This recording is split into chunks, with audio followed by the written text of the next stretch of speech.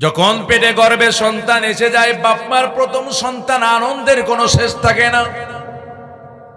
তুমি পৃথিবীতে আসতেছো, তোমার বাপ মা বড় আনন্দিত, আত্মীয় স্বজন বন্ধু বান্ধবদের জানাই দেয় যে আমি বাপ হতে চলেছি, আমি মা হতে চলেছি। কত আনন্দ বয়ে আনে তোমার জন্ম। তুমি পৃথিবীতে যখন আসো, তোমার শরীরে দেহের মাঝে এমন কোন জায়গা থাকে না যেখানে বাপ মা চুমো করা যায়, অথচ চুমো দেয় না। তোমাকে সমস্ত শরীরের যত জায়গা চুম্বন করা যায়, চুম্বন দিয়ে আদর দিয়ে দিয়ে বড় করে মানুষ করে তোলেন। এরপরে যখনই মা স্কুল মাদ্রাসায় যাওয়ার সময় বয়স এসে যায়, চিন্তা করে আমার সন্তানকে কোথায় দিলে পড়ালে আমার সন্তানটা ভালো মানুষ হবে। ঠিক না? জোরে বলুন। মায়ের গর্ভে ধারণের কষ্টের কথা বাদ দিলাম, মায়ের প্রসব বেদনার কথাও বাদ রাখলাম। তুমি শুধু চিন্তা করো, ছোট বাচ্চার দিকে তাকাও। ওই বাচ্চাকে কত কষ্ট করে লালন পালন করে মা তো সন্তানকে গর্ভে ধারণ করে 9 মাসের বেশি সময়। আর সন্তান যখন স্ত্রীর গর্ভে চলে আসে, তখন পিতার মাথার মধ্যে সন্তানের দায়িত্ব আজীবন চলে আসে। সন্তান স্ত্রীর গর্ভে আর পিতার মাথায় দায়িত্ব চলে আসে। আসে কি আসে না? কথা বলেন।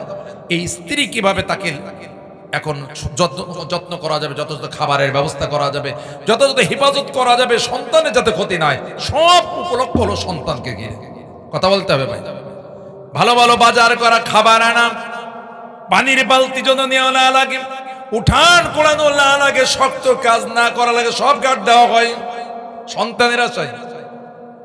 সব করা হলো, পিতার মাথায় চলে আসলো 4-5 বছর বয়স, সন্তানকে ভালো স্কুলে ভর্তি করানো লাগবে, কিভাবে টাকা জোগাড় করা যাবে। তার মানে বোঝা যায় মা গর্ভে ধারণ করে 9 মাসের বেশি সময়, আর বাপ মা উভয়ে সন্তানকে মাথায় ধারণ করে মৃত্যুর আগ পর্যন্ত। কথা বলেন। পিতা মাতার পরনের লুঙ্গি ছিঁড়ে গেছে, পায়ের জুতা ছিঁড়ে গেছে, ঈদের পরে ঈদ আসে চলে যায়, বাপ মা নিজের জন্য ভালো কাপড় কেনে না, লুঙ্গি কেনে না, জামা কেনে না, জুতো ছিঁড়া স্যান্ডেল যে চালিয়ে দেয়, কিন্তু সন্তানকে প্রত্যেক ঈদে নতুন নতুন জামা কিনে দেয়। কথা বলেন। নতুন নতুন জুতা কিনে দেয়, নতুন নতুন জিনিসগুলো কিনে দিয়ে সন্তানকে খুশি রাখার যে চেষ্টা যারা নিয়োজিত থাকে, এরাই হলো আমাদের বাপ মা। এই আজমতে বড়ত্ব সন্তানের মাথায় থাকা লাগবে। এজন্য আল্লাহ তাআলা বলেন, ও সন্তানেরা শোনো, বাপ মায়ের সাথে কেমন আচরণ করবে ওটা পরে শোনো, আগে কি করা যাবে না ওটা আগে শোনো। সুবহানাল্লাহ বলেন। বাপ মার সাথে কেমন আচরণ করবা, কিভাবে কথা বলবা, ওটা পরে শোনাবো। তবে শুনে নাও, বাপ মার সাথে কি করা যাবে না এইটা ভালো করে শুনে নাও। আল্লাহ তাআলা বলেন, ওয়ালা তানহারহুমা ওয়া কুল লাহুমা কওলান কারীমা। খবরদার, পিতা মাতাকে কখনো ধমক দিয়ে কথা বলা যাবে না। কি করা যাবে না? কথা বলেন তো। ওয়ালা তানহারহুমা, 1 নম্বর কথা হলো তুমি তোমার পিতা মাতার সাথে কিভাবে আচরণ করবে ওটা পরে। তবে আমি যেটা নিষেধ করতেছি, যাই হয়ে যা, পিতা মাতাকে চোখ গরম দিয়ে, ধমক দিয়ে, চিল্লায়, গালিগালাজ করে কথা বলতে পারবে না। এটা হলো আমি আল্লাহর পক্ষ থেকে তোমাদেরকে নিষেধ করে দেওয়া হলো। সুবহানাল্লাহ। তাও বলা যাবে না। ভাইরা আমার, তাহলে আল্লাহ বললেন, ফালা তাকুল লাহুমা উফ। পিতা মাতার সাথে বিরক্তি প্রকাশ করে, ও শব্দ করে কথা বলো না, অথবা এমন কোন আচরণ করো না যে পিতা মাতা ও শব্দ করতে বাধ্য হয়, এমন কোন আচরণ করো না। ওয়ালা তানহারহুমা, আর পিতা মাতাকে কখনো চোখ গরম করে ধমক দিও না। এ নির্দেশ কার? সবাই জোরে বলেন। এরপর আল্লাহ তাআলা বললেন, ওয়াকুল লাহুমা কওলান কারীমা। তোমার পিতা মাতার সাথে যখন ও সন্তান কথা বলবা, সম্মানজনক নম্র ভাষায়, চমৎকার ভাবে, দরদ মাখা শ্রদ্ধাবোধ নিয়ে কথা বলবা। নারে তাকবীর। আর আমাদের সমাজে এমন কুলাঙ্গার সন্তান রয়েছে, পিতামাতাকে গালিগালাজ তো দূরের কথা, পিতামাতাকে ধরে গায়ে আঘাত করেও পিটায়, এরকম সন্তানও আছে আমাদের সমাজে। মোড়লগঞ্জ এলাকা, সোনাখালী এলাকায় নাই, কিন্তু পৃথিবীর অনেক জায়গায়, বাংলাদেশের অনেক জায়গায় আছে। কথা বলেন না, আছে না নাই? ওই যে পুলিশ ইন্সপেক্টরের মেয়ে ঐশীর কথা মনে আছে? নিশার টাকা না পেয়ে পিতাকে হত্যা করে, মাকে হত্যা করে। তার মানে এমন সন্তানও আছে যারা নিশার টাকা যত সময় না পাইলে পিতা মাতাকে হত্যা করতে পিছপা হয় না। তাহলে আল্লাহ বললেন, ও সন্তানেরা শোনো, তোমাদের পিতামাতা জীবিত, তোমাদের এক নম্বর দায়িত্ব হলো ধমক দিয়ে কথা বলা যাবে না, আর পিতামাতার সাথে কখনো রূঢ় আচরণ করা যাবে না, বরং পিতামাতার সাথে আচরণ করতে হবে নম্র, সম্মানজনক পরিভাষায় কথা বলতে হবে। জোরে বলেন না সুবহানাল্লাহ। তাহলে এক নম্বর দায়িত্ব হলো কি বলেন তো? পিতামাতাকে ধমক দিয়ে কথা বলা যাবে না, আর পিতামাতার সাথে সম্মানজনক পরিভাষা, নম্রভাবে। তুমি আকাশ সমান উঁচু হতে পারো, কিন্তু পিতামাতার কাছে তুমি সেই ছোট খোকা, ছোট বাচ্চাই। ঠিক কিনা? জোরে বলুন ভাই। তাহলে সন্তানের এক নম্বর দায়িত্ব হলো পিতামাতার মর্যাদা, বড়ত্ব, মহত্ব তার অন্তরে পোষণ করা, যে আমি আমার পিতামাতার মাধ্যমেই আল্লাহ তাআলা আমাকে পৃথিবীতে আসার সুযোগ দিয়েছেন, আমি যেখানে পৌঁছে গেছি এটা আমার পিতামাতার অনুগ্রহ, দয়া, ভালোবাসার কারণে এখানে পৌঁছতে পেরেছি।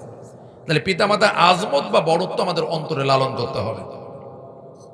দুই নাম্বার হলো মুহাব্বত বা পিতামাতাকে ভালোবাসা। আল্লাহ তাআলা বলেন, ওয়াকফিদ লাহুমা জানাহাল যুল্লি মিনার রাহমা। তোমরা ও সন্তানেরা তোমাদের দয়ার পরশ পিতামাতার পায়ের নিচে বিছিয়ে দাও। সুবহানাল্লাহ বলেন। ভাইরা আমার, এমন ভাবে ভালোবাসো পিতামাতাকে, এমন ভাবে মহাব্বত করো, তুমি যে ফলটা তুমি কোন আলেম, কোন দরবারে নিয়ে তুমি পীর সাহেবকে, আলেমকে খুশি করার চেষ্টা করতেছো, তা করবা ভালো কথা। তার আগে তুমি ওই ফলটা নিয়ে মায়ের কাছে দাও, বাবার কাছে দাও। বাপ মাকে খুশি করার জন্য কেজি কেজি ঝুড়ি ঝুড়ি ফল ফরতি লাগে না। একটা আপেল বা একটা যদি বেদানা এনে হাতে দিয়ে বলো, মা এটা তুমি খাবা, মায়ের অন্তরে এত বড় সন্তানের এই সামান্য উপহার, মায়ের কলিজাটা খুশি হয়ে যায়। মা আমার জন্য দোয়া করবা, এই দোয়া চাওয়ার দরকার নেই, তুমি এমন আচরণ করো যেন মা তোমার জন্য দোয়া অন্তর থেকে বের হয়ে আসে। কথা বুঝে আসলো না ভাই? তাহলে আমাদের ভালোবাসা যত মানুষের জন্য থাকবে, সবার আগে আমাদের ভালোবাসা রাখতে হবে আমাদের মা এবং বাবার জন্য। ভাইরা আমার, এক সাহাবী এসে বললেন, সাআলতু রাসূলুল্লাহ সাল্লাল্লাহু আলাইহি ওয়াসাল্লাম আইয়ুল আমালি আহাব্বু ইলাল্লাহ, বিররুল ক্বালা বিররুল ওয়ালিদাইন। নবীজির কাছে এক সাহাবী এসে বললেন, ইয়া রাসূলুল্লাহ, আল্লাহ তাআলার কাছে সবচেয়ে পছন্দনীয় ভালো লাগার আমল কোনটি? নবীজি বললেন, as-সালাতু আলা ওয়াক্তিহা, সময় মতো ওয়াক্ত মতো সালাত আদায় করে নেওয়া। কুলতু সুম্মা আইয়ু, এরপর আবার বলে, ইয়া রাসূলুল্লাহ, তারপরে কোনটা? ক্বালা, নবীজি বললেন, বিররুল ওয়ালিদাইন, ওয়াক্ত মতো সালাত আদায়ের পরে ইসলামের উত্তম কাজ হলো পিতা মাতার সাথে উত্তম আচরণ করা। সুবহানাল্লাহ বলেন। এখন অনেক সন্তান রয়েছে, চোখ গরম করে ধমক দিয়ে পিতামাতাকে কথা বলে, গালিগালাজ করে কথা বলে, উচ্চ কণ্ঠে কথা বলে। সন্তান এমন দাপট দেখায়, পিতামাতা ভয়ে সন্তানের সামনে কথা বলতে পারে না। কথা বলেন না কেন আপনারা?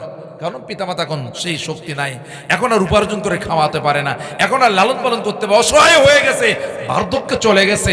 এই জন্য এখন পিতামাতা আমাদের কাছে বোঝা হয়ে যায়। আল্লাহ বলে, খবরদার, তুমি যদি মুমিন হও তাহলে পিতামাতাকে সৎ আচরণ করে, উত্তম ব্যবহার করে পিতামাতার হক আদায় করতে হবে। তাহলে 2 নম্বর কাজ হলো পিতামাতাকে ভালোবাসতে হবে। আপনারা কি আমার কথাগুলো মনোযোগ দিয়ে শুনতেছেন তো? 1 নাম্বার, পিতামাতার শ্রদ্ধা মর্যাদা বোধ আমাদের অন্তরে থাকতে হবে। যদি পিতামাতার প্রতি শ্রদ্ধা মর্যাদা না থাকে, আপনিও পিতামাতার আনুগত্য করতে পারবেন না, ভালোবাসতে পারবেন না। 2 নম্বর, পিতামাতার প্রতি ভালোবাসা থাকা লাগবে। 3 নাম্বার হলো ইতাআত বা আনুগত্য। পিতামাতার প্রতি সন্তানের আনুগত্য থাকা লাগবে। قال النبي صلى الله عليه وسلم إن الله عز وجل حرم عليكم حقوق الأمهات। নবীজি বললেন, শোনো সন্তানেরা, আল্লাহ তাআলা তোমাদের প্রতি পিতামাতার অবাধ্য হওয়াকে হারাম করে দিয়েছেন। কি করে দিয়েছেন? পিতামাতার অবাধ্য হওয়া, ইতাআত না করা, কোন হালাল কোন বক্তব্যে, শরিয়াতের বৈধ বক্তব্যে পিতামাতার আনুগত্য না করে, এটা তোমাদের জন্য হারাম করে দেওয়া হবে। কথা কি বুঝে আসলো কিনা? পিতামাতার যত বৈধ দাবি, বৈধ নির্দেশ, বৈধ ইসলাম সম্মত নির্দেশনা থাকবে তা প্রত্যেকটি মেনে চলা, এটা হলো সন্তানদের জন্য ফরজ। বা অবাধ্য হওয়া, মেনে না নেওয়া, আনুগত্য না করে, এটা হলো তাদের জন্য হারাম করে দেওয়া হয়েছে। ভাইরা আমার, নবীজি বলেন, আলা উনাব্বিউকুম বিআকবারিল কাবাইর, আমি কি তোমাদের জন্য কবিরা গুনার মধ্যে সবচেয়ে বড় কবিরা গুনাহ কোনগুলো বলবো নাকি? বুঝতেছেন কথা? আমি কি বলবো তোমাদেরকে সবচেয়ে বড় কবিরা গুনাহ কোনগুলো? নবীজি জিজ্ঞাসা করলেন সাহাবীদেরকে। কুল্লা বালা, তারা বলেন আমরা বললাম হ্যাঁ ইয়া রাসূলুল্লাহ, আল্লাহর রাসূল অবশ্যই বলেন। ক্বালা আল ইশরাকু বিল্লাহ, সবচেয়ে কবিরা গুনার মধ্যে বড় গুনাহ হলো আল্লাহর সাথে শরীক করা। আর 2 নম্বর হলো উকুকুল ওয়ালিদাইন, আর পিতামাতার অবাধ্য হওয়া, আনুগত্য না করা, এটাও কবিরা গুনার ভিতরে বড় কবিরা গুনাহ। নাউজুবিল্লাহ বলেন। ও ভাই, আপনি নামাজের ব্যাপারে, রোজার ব্যাপারে, মানুষের সাথে ভালো ব্যবহারের ব্যাপারে যতটা উদ্যোগী, যতটা আপনি এই ব্যাপারে সতর্ক, পিতামাতার সাথে উত্তম আচরণ করতে হবে এই ব্যাপারটা আপনি তত সতর্ক নয়। এরকম মানুষ আছে না নাই ভাই? কথা বলেন। এই জন্য পিতামাতার সাথে উত্তম আচরণ করা, এটা হলো আমাদের জন্য ফরজ, এবং তাদের অবাধ্য হয় এটা আমাদের জন্য হারাম করে দেওয়া হয়েছে। তবে হ্যাঁ, পিতামাতা যদি আমাদেরকে কোন হারাম কাজে, শরিয়া বিরোধী কাজে নির্দেশ দেয়, তাহলে মানা যাবে না, ওটাও কোরআনে আছে। ভাই, পিতামাতার কথা যদি হারাম বললে মানা না যায়, তাহলে যদি আমার নেতা আমাকে কোনো হারাম কাজ করতে বলে, তাহলে কি মানা যাবে?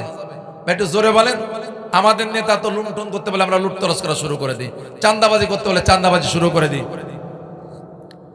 মানুষ পিটাতে বলে মানুষ পিটানো শুরু করে দিই, আমরা মানুষকে খুন করতে বলে আমরা মানুষকে খুন করে, আমরা মানুষের বাড়ি জ্বালিয়ে দিতে বলে জ্বালিয়ে দিই। পিতামাতা যদি ইসলাম বিরোধী কথা বলে, তাই মানতে নিষেধ করা হয়েছে, সেখানে নেতার খবর আছে, এই কথা বলতে হবে ভাই। এরকম মানুষ আছে না নাই? নেতা যা বলে তাই করে না, যেখানে আল্লাহ পিতামাতা যদি ইসলাম বিরোধী কথা বলে, তাও মানতে নিষেধ করা হয়েছে। ভাইয়েরা আমার, আল্লাহ তাআলা সূরা লোকমানের ভিতরে বলেন, وَإِنْ جَاهَدَاكَ عَلَى أَنْ يُشْرِكَ أَوْ تُشْرِكَ بِي مَا لَيْسَ لَكَ بِهِ عِلْمٌ فَلَا تُطِعْهُمَا, তোমার পিতামাতা যদি আমি আল্লাহর সাথে শিরিক করতে নির্দেশ দেয়, চাপাচাপি করে, বাধ্য করে, যে ব্যাপারে তোমার কোনো স্পষ্ট জ্ঞান নাই, খবরদার খবরদার ওই পিতামাতার কথা তোমার মানা লাগবে না। ফালা তুতিউহুমা, তাদের কথা মান্য করা যাবে না। তাহলে পিতামাতার কথা ততক্ষণ পর্যন্ত মানতে হবে যতক্ষণ শরীয়তের মধ্যে থেকে বলবে, শরিয়া বিরোধী কথা কোন বললে মানা যাবে না। তবে আল্লাহর পাশাপাশি বললেন ওয়াসাহিবহুমা ফিদ দুনিয়া মারুফা, তবে তাদের সাথে ঝগড়াঝাটি করে, গ্যাঞ্জাম করে, মারামারি করে বসবাস করা যাবে না, তাদের সাথে মিলেমিশে উত্তম আচরণের সাথে বসবাস করতে হবে। সুবহানাল্লাহ কি বলা যাবে না? ইসলাম তো আমাদের সব বিধান জানিয়ে দিয়েছে। 4 নাম্বার হলো খিদমত বা সেবা যত্ন করা। قال رسول الله صلى الله عليه وسلم ما حق الوالدين على ولدهما قال هما جنتك ونارك। নবীজিকে সাহাবীরা জিজ্ঞেস করলো, আল্লাহর রাসূল, সন্তানের প্রতি পিতামাতার হক কি, দায়িত্ব কি? নবীজি জানিয়ে দিলেন, শুনে নাও সন্তানেরা, এই পিতামাতা তোমার জান্নাত অথবা তোমার জাহান্নাম। যদি হক আদায় করতে পারো, এই পিতামাতার হক আদায়ের মাধ্যমে তুমি জান্নাত পর্যন্ত পৌঁছে যেতে পারবে। এই পিতামাতার সাথে যদি তুমি অবাধ্য হও, তুমি যদি পিতামাতার যত যত হক অধিকার আদায় না করো, তাহলে ওই পিতামাতাই তোমার জাহান্নামে যাওয়ার কারণ হবে। তাহলে নবীজি বুঝালেন যে পিতামাতার খেদমত করা, তাদের দায়িত্ব পালন করা, এটা সন্তানের জন্য ফরজ, অপরিহার্য একটি দায়িত্ব। আমি 4টে কথা ইতিমধ্যেই বলে ফেলেছি। 1 নম্বর পিতামাতার আজমত বা বড়ত্ব অন্তরে পোষণ করা। 2 নম্বর হলো পিতামাতাকে মহব্বত করা, ভালোবাসা। 3 নম্বর হলো পিতামাতাকে আনুগত্য করা। আর 4 নম্বর হলো পিতামাতার খেদমত করা, সেবা করা। অনেক সন্তান আছে পিতামাতার খোঁজ নেওয়ার সময় পায় না, এই জন্য বৃদ্ধাশ্রমে রেখে আসে। আছে না ভাই? কথা বলে সংস্কৃতি আছে না নাই? পিতামাতাকে আর সোসাইটিতে মেলে না, এই জন্য বৃদ্ধাশ্রমে রেখে আসে না। এটা সন্তানের জন্য অবশ্যই কবিরা গুনাহ হবে। পিতামাতা তো বার্ধক্যে চায় সন্তান নাতিপুতির সাথে একটু জীবনযাপন করে পৃথিবী থেকে বিদায় নিতে, ঠিক কিনা জোরে বলুন। আর আমরা সমস্ত থেকে আমরা বঞ্চিত করে আমরা পিতামাতাকে বৃদ্ধাশ্রমে পাঠিয়ে দিই। বিশেষ করে আমাদের সমাজের সাধারণ গরিব মানুষ এটা না পাঠাতে পারলেও অন্তত ধনী শ্রেণী যাদের ইসলামের জ্ঞান নেই তারা মা বাবাকে বৃদ্ধাশ্রমে রেখে তাদের দায়িত্ব পালন করতেছে। এরকম মানুষ আছে না নাই? কথা বলা আছে না নাই? খবরদার, পিতামাতার খেদমত করে আমাদের ফরজ দায়িত্ব, এটা বুঝতে হবে। 5 নাম্বার হলো রফুল হাজা, পিতামাতার প্রয়োজন মেটানোর চেষ্টা করা। তুমি তো সেই সন্তান, পিতামাতা তোমার পিতা সেই শ্রেণীখালি থেকে হেঁটে হেঁটে বাড়ি চলে এসেছে সোনাখালি, কষ্ট করে এসেছে, পকেটে 10টা টাকা ছিল, ভ্যানওয়ালাকে দিলে এই পর্যন্ত পৌঁছে দিয়ে যেত। কিন্তু না, ভ্যানে চলে নাই, 3 কিলো হেঁটে হেঁটে এই সোনাখালি বাড়িতে চলে আসলো। কারণ সকালবেলা স্কুল মাদ্রাসায় যাওয়ার সময় সন্তানের টিফিনের টাকা দেওয়া লাগবে। বাপ চিন্তা করলে 10 টাকা যদি ভ্যানওয়ালার দিয়ে দিই সকালবেলায় সন্তানের টাকা দিতে পারবো না।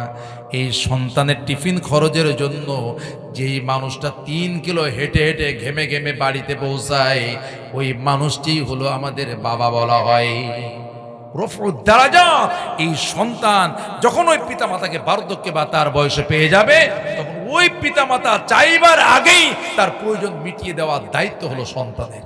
শুধু আব্বা তুমি কি লাগবে বলো এনে দাও তা না, আপনাকে বাপ মার প্রয়োজন বুঝে চাওয়ার আগে এনে দেওয়া, এটা হলো সন্তানের 5 নম্বর দায়িত্ব। আর আমাদের কাছে আমাদের বাপ মা একবারের জায়গায় 2বার বা জায়গায় 3বার যদি চায়, আমরা তোমার তো শুধু কাজ নেই, শুধু চাওয়া চাওয়া চাওয়া, টাকা ছাড়া তোমাদের কোনো কথা নেই। এরকম বিরক্ত হয় কিনা কথা বলেন তো ভাই? অনেক সন্তান আছে পিতামাতার ওষুধ কিনে দেওয়া, কাপড় চোপড় কিনে দেওয়া, ভালো খাবার কিনে দেওয়া, এ ব্যাপারে তারা 1বার 2বার 3বার করলে বিরক্ত হয়ে যায়। না, তোমার বাপ মা, তুমি যখন ছোট বেলায় ছিলে তুমি 100টা প্রশ্ন করেছো, তোমার বাপ মা বিরক্ত হয়নি। কথা বলেন ভাই?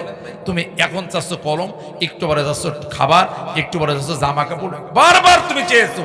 বাপ মা বিরক্ত হলে তুমি আজ বড় হতে পারতে না, জায়গায় যেতে পারতে না। সেই বাপ মা যখন তোমার সে অসহায় হয়ে গেল, তারা যখন বার্ধক্য চলে গেল, তোমাদের দায়িত্ব হলো ওই বাপ মা তোমাদের কাছে চাইবার আগেই তাদের প্রয়োজন মিটিয়ে দেয়া। এটা জোরে বলেন না সুবহানাল্লাহ। ভাইরা আমার, 6 নাম্বার দায়িত্ব হলো পিতা মাতার মনটা কিভাবে খুশি করা যায়, শান্তি দেওয়া যায়।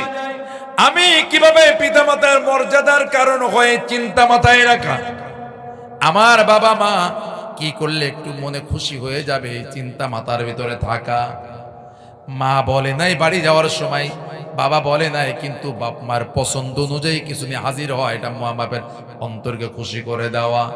আনতে বললেই শুধু আনতে হবে তা নয়, যেটা বাপ মার প্রয়োজন সেটা বুঝে তাদের শান্তির চিন্তা করে, এটাও সন্তানের জন্য দায়িত্ব। সারা জীবন ওই তক্তার উপর শুয়ে জীবন কাটিয়েছে, এখন তোমার টাকা পয়সা হয়েছে, তুমি একটা আরামের বিছানা করে দাও, ভালো একটা ঘর বানিয়ে দাও, ভালো একটা বাতাসের ব্যবস্থা করে দাও, যেখানে পিতা মাতা থাকলে তাদের অন্তরটা খুশি হয়ে যাবে। এরকম পিতা মাতার জন্য শান্তির চিন্তা করা, এটা হলো সন্তান হিসেবে পিতা মাতার প্রতি সন্তানের 6 নম্বর দায়িত্ব। আর 7 নাম্বার হলো মুলাকাত। তুমি যেখানেই যত দূরেই থাকো না কেন, মাঝে মাঝে পিতা মাতার সাথে সরাসরি যে সশরীরে সাক্ষাৎ করে, এটা হলো সন্তানের দায়িত্ব। অনেক সন্তান আছে মাসের পর মাস, বছরের পর বছর চলে যায়, এরপরও বাপ মাকে দেখতে আসে না। আসে না নাই কথা বলে? ঢাকায় থাকি, চিটাগাং থেকে দূরে থাকি, এরপরও সেই পিতা মাতার সাথে সাক্ষাতে আসে না। মনে করে টাকা তো মাসে মাসে পাঠাই দিই, এটাই তো আমার দায়িত্ব পালন হয়ে গেল। তা নয়। তুমি চিন্তা করো, যেভাবে তুমি বাবা হয়ে গেছো, তোমার সন্তানকে দেখার জন্য মনে আকুলও যেমন থাকে, তোমাকে দেখার জন্য তোমার বাপ মায়ের মনে ওই ধরনের কামনা থাকে। শুধু টাকা পাঠাই দায়িত্ব শেষ করলে হবে না, বরং ওই পিতামাতার সাথে সশরীরে সাক্ষাৎ করে তাদের অন্তরকে প্রশান্তি দেওয়া, তাদের চোখকে প্রশান্ত করে দেওয়া, এটা সন্তানের দায়িত্ব। আমি খুব অল্প সময়ের মাঝে 7টা দায়িত্বের কথা বলেছি জীবতী পিতামাতার জন্য। 1 নম্বর হলো পিতামাতার বড়ত্ব, সম্মান, মর্যাদা অন্তরে পোষণ করা।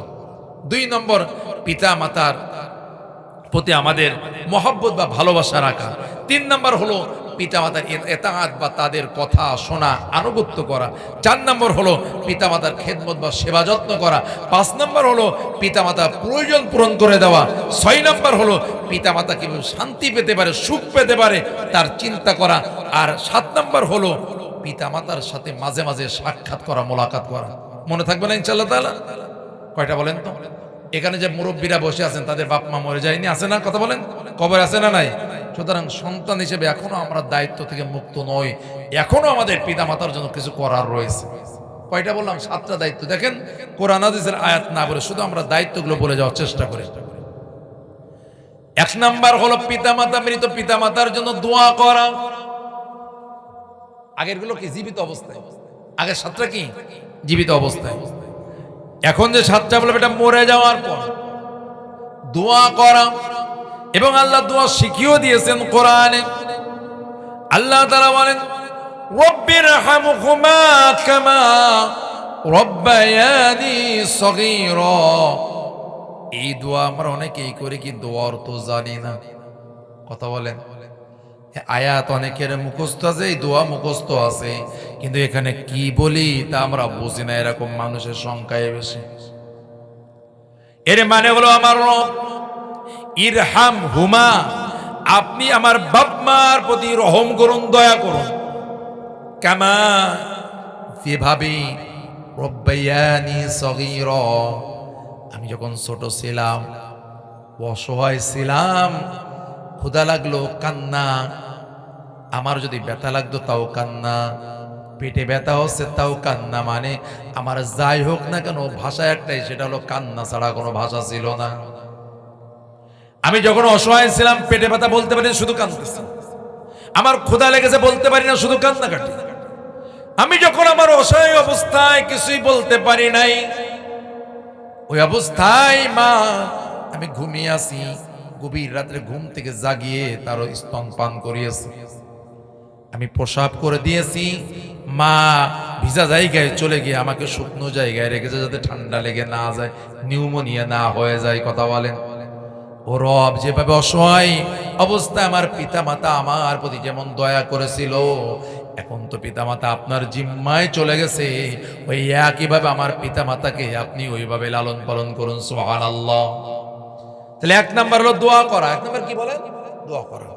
2 নাম্বার হলো ইসারুস সওয়াব, সওয়াব পৌঁছানোমূলক অনেক কাজ করা।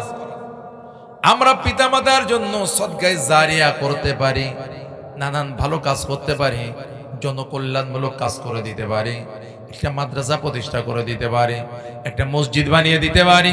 শুধু নাম কামের জন্য না, বংশ পরিচয়ের জন্য না, বরং এগুলো করব হলো আমরা আমাদের কল্যাণে, আমাদের পূর্বপুরুষদের আমল নামায় সওয়াব চলে যায়, এই জন্য এই কাজগুলো করা লাগবে। আমি এক জায়গায় মাহফিলে গেলাম, মসজিদে নামাজ পড়তেছি, জালনার দিকে চোখ গেল, দেখলাম জালনার গ্রিলে যিনি দান করেছে তার নাম গ্রিল দিয়ে নাম লিখে দেওয়া রয়েছে। কথা বোঝেন নাই? মনে করেন যে কোনো একটা নাম, আব্দুল্লাহ, উনি সৌজন্যে আব্দুল্লাহ এই কথাটা গ্রিল দিয়ে ব্যাখ্যা করে করে নাম লিখে দিয়েছে, যাতে গ্রিল যতদিন থাকে নাম ততদিন থাকে। এরকম দেখেছেন আপনারা কখনো? আমি দেখলাম এক মসজিদে গিয়ে। ভাইরা আমার, আমরা তো আল্লাহর ঘরে, মাদ্রাসা, মসজিদে দান করব, কাজ করব, এটা সুনামের সুখ্যাতির জন্য না, বরং আমরা আমাদের পরকালীন জিন্দেগির জন্য, আমাদের পূর্বপুরুষদের আমল নামে সওয়াব পৌঁছানো, এই উদ্দেশ্য করা লাগবে। ঠিক কিনা জোরে বলেন? মানুষকে দেখানো, সুখ্যাতি অর্জনের জন্য যদি হয়, কাজ ভালো হবে, তবে প্রতিদান আল্লাহর কাছে পাওয়া যাবে না। কথা কি বুঝে আসলো কিনা?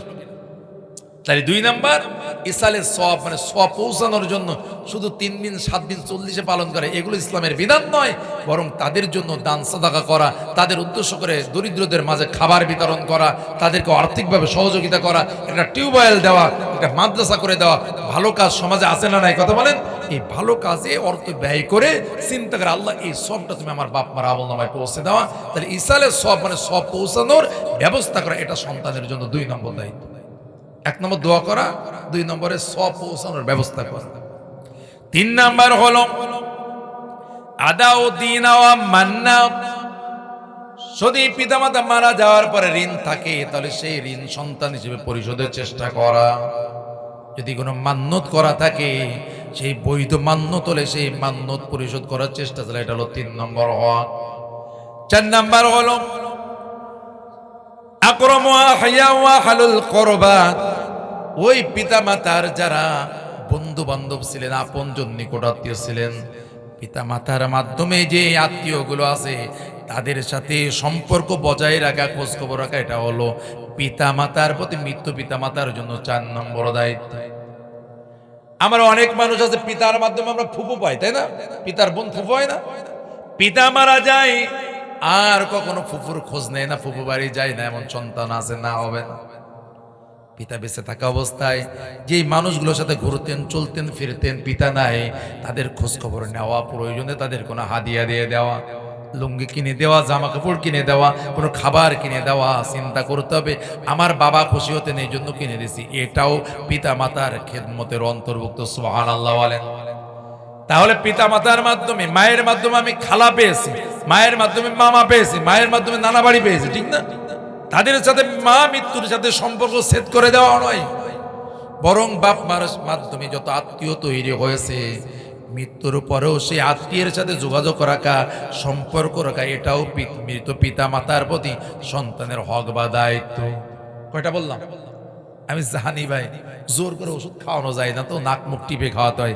রাত যেহেতু গভীর হয়ে গেছে, কথাগুলো আপনাদের খুব বেশি পছন্দ হবে না, তারপরে একটু মনে রাখার চেষ্টা করে আমি শেষ করে দিচ্ছি ইনশাআল্লাহ তাআলা। তাহলে 1 নাম্বার হলো পিতা মাতার জন্য দোয়া করা, ইস্তেগফার, ক্ষমা চাওয়া আল্লাহর কাছে। যদি মারাও যায় তাও তোমাদের দায়িত্ব শেষ হবে না, দায়িত্ব আছে। 5 নাম্বার হলো বৈধ ওসিয়াত পূর্ণ করা।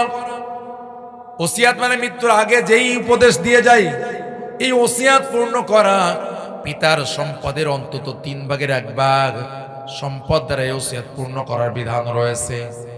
যদি পিতা মারা যাওয়ার আগে বলে যায় এই 10 কাঠা 5 কাঠা 1 বিঘে জমি আমি অমুক মসজিদের জন্য বা মাদ্রাসায় দিয়ে গেলাম, আর অনেক গাদ্দার সন্তান আছে এটা পিতা মাতার এই ওয়াকফ বা ওসিয়াতকে মানে না, মারা যাওয়ার পরে আর ওই সম্পদ মসজিদেও দেয় না, মাদ্রাসায়ও লিখে দিতে চায় না। আছে না? নাই? কথা বলেন না। হবে না। আপনি যদি আপনার পিতা মাতার যোগ্য আদর্শ সন্তান হতে চান, মারা যাওয়ার পরে 5 নম্বর দায়িত্ব হলো পিতা মাতার বৈধ ওসিয়াত গুলো পূর্ণ করে দেওয়া। সব সম্পদে নাই, কত? সর্বোচ্চ 3 ভাগের 1 ভাগ। 3 লাখ টাকা থাকলে 1 লাখ টাকা আপনি ওসিয়াত পূরণে ব্যয় করতে পারবেন। 3 কোটি টাকা থাকলে 1 কোটি টাকা আপনি ওসিয়াত, সর্বোচ্চ ওসিয়াত পূর্ণ করতে ব্যয় করা যাবে। আল্লাহ বলতেছেন সম্পদের বন্টন সন্তানদের ভিতরে, এটা পরে, আগে হলো দিনা পরিশোধ করা আর ওসিয়াত পূর্ণ করা। সূরা নিসার ভিতরে আল্লাহ তাআলা বিধান দিয়েছেন কি দেন নাই বলেন? যত মিরাস তথা উত্তরাধিকার আইন দিয়েছেন, শেষে বলেছেন আগে দিনা পরিশোধ করো আর ওসিয়াত পূর্ণ করো, তারপরে ভাগাভাগি পড়ে।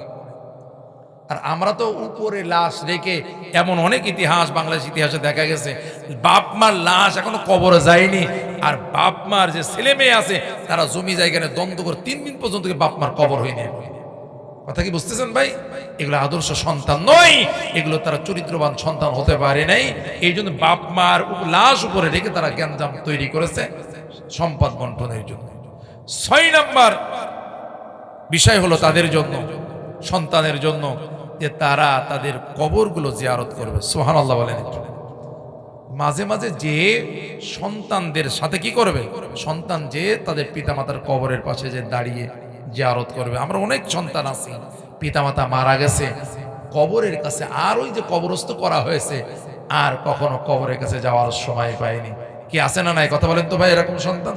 তা নয়, বরং সন্তান আমার দায়িত্ব হলো পিতা মাতার কবর জিয়ারত করা, তাদের কাছে যে তাদের কবরের পাশে দাঁড়িয়ে তাদের জন্য দোয়া করা, তাদের জন্য কবর জিয়ারত করা, এটা সন্তানের 7 নম্বর দায়িত্ব। তাহলে দেখা গেল পিতা মাতা জীবন্ত অবস্থায় আমাদের দায়িত্ব আছে সন্তান হিসেবে, মারা যাওয়ার পরও আমাদের দায়িত্ব আছে না নাই? কথা বলেন ভাই, আছে না নাই?